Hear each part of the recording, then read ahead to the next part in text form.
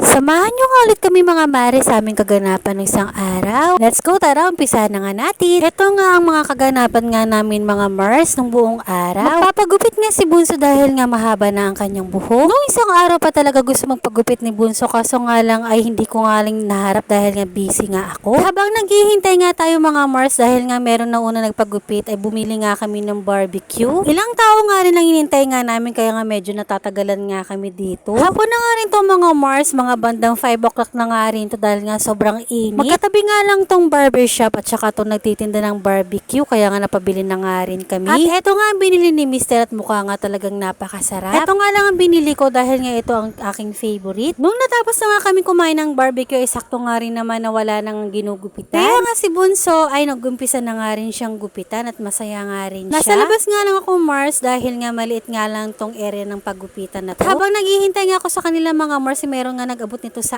akin. Saktong-sakto nga to mga Mars dahil nga may dala akong cellphone at wallet at wala nga akong bulsa. Tapos na nga rin nagupitan dito si Bunso kaya nga tuwang-tuwa nga siya. Medyo malabo nga ang kuha ko dito mga Mars dahil nga aircon nga to at salamin nga lang tong pinagkukuhanan Nung ko. natapos na nga si Bunso ay lumabas nga siya at pinakita nga niya yung kanyang gupit. Abay, bagay na bagay talaga kay Bugoy yung gupit niya. At ang sabi ko, nagmukha talaga siyang bata dito. Nung natapos nga si Bugoy ko na magpagupit ay sumunod nga lang itong papa niya. Medyo maikli pa nga lang ang buhok niya dito pero sinabi nga niya bawal nga daw sa trabahong mahaba ang buhok. Natapos nga kami magpagupit dito ay dumiretso nga kami dito sa may OC dahil nga bibili kami ng bigas. Katapat nga lang din to mga Mars ng pinagpagupitan nga namin. Mabuti na lang ngayon mga Mars ay meron na nga ganitong grocery dahil nga pinag-grocery kami ay lumalabas pa nga kami dito sa aming lugar. Ito pala ang una namin binili dito sa may OC dahil nga mahilig nga kaming magkape. At pagkatapos ay nakita nga ni Mr. to at kumuha nga lang din siya ng 2 piraso nito. Susubukan nga namin kung ano bang lasa nito, kung masarap pa siya. At ito namang si Bugoy ay hindi nga mapakali dahil nga naghahanap siya kung ano daw ang bibili niya. At ito pala palaging binibili naming bigas mga Mars. Tuwing bibili nga kami ng bigas ay ito lagi ang aming binibili dahil nga sobrang lambot nga nito at masarap nga siyang kainin. Bumili na nga kami dito ng 35 kilos kasi nga hanggang sahod na nga niya ito. At pagkatapos nga namin bumili ng bigas ay naghahanap pa nga kami kung ano pang pwede namin bilhin dito. Nakita ko nga itong hash brown na to mga Mars at saka nakita ko din yung presyo nito. 99 pesos nga lang kaya sabi ko ay itatry ko nga ito kung masarap pa. At syempre nagpunta nga rin ako dito sa may ice creaman dahil nga ibibili ko nga rin yung mga anak ko. Favorite nga namin tong flavor na to dahil nga mas mura nga lang din siya. Kumuha nga ako ng 5 piraso nito. Napakadami ngang ice cream na pwede mong pagpilian pero itong mas bet ko talaga. Tapos ay naisipan ko nga rin bumili dito ng sabon dahil nga maglalaba ako. Ito nga pala ang binibili kong sabon dahil nga mura nga lang ang 1 kilo nito mga Mars. At nung natapos na nga kami sa pamimili ay nagbayad na nga kami nito sa counter. Ito talaga ang una-una namin binayaran kasi ito talaga ang mas mahalaga para sa amin. Sabi ko nga, di bale na nga walang ulam basta marami kaming bigas. At nung nakauwi na nga kami mga Mars ay niluto ko nga tong agad tong hash brown. Nung uminit na nga tong kawali mga Mars ay nilagyan ko na nga to ng mantika. First time na nga lang namin tong matitikman mga Mars. Kaya hindi ko nga sigurado kung gusto nga to ng mga anak ko. At ito na, nung naluto na tong hash brown, napakaganda talaga ng kulay nito. At sa tingin ko ay masarap din to iulam, lalong-lalo na mga bata ay magugustuhan talaga to. At meron pa pala kami natirang na sinigang na isda kaya ininit ko nga lang. And that's for all for today's video. Thank you for watching!